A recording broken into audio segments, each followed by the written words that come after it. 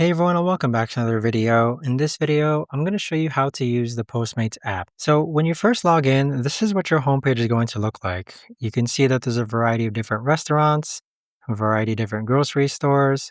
But essentially what happens is that you can click onto a restaurant and then you can select which items you want to go ahead and order. So let's say you want this chicken kebab plate. We'll just click on it, click on add to cart.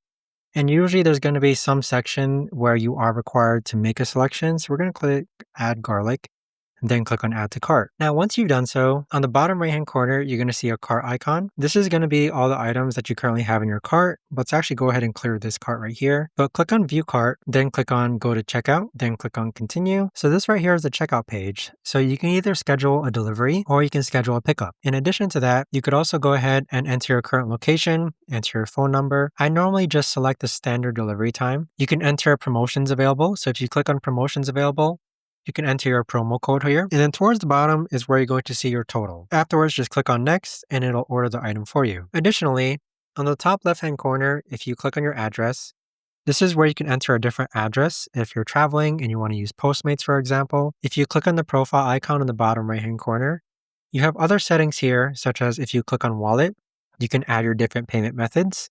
If you click on orders, you can see your past items and past orders. If you click on your profile icon on the top right hand corner, you could also edit your account and then click on personal info. This is where you can change your name, phone number, and email. But that's pretty much it though, as far as how to use the Postmates app.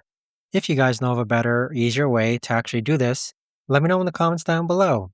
I would love to know. Thanks so much for watching everyone, and I'll see you guys all in the next video.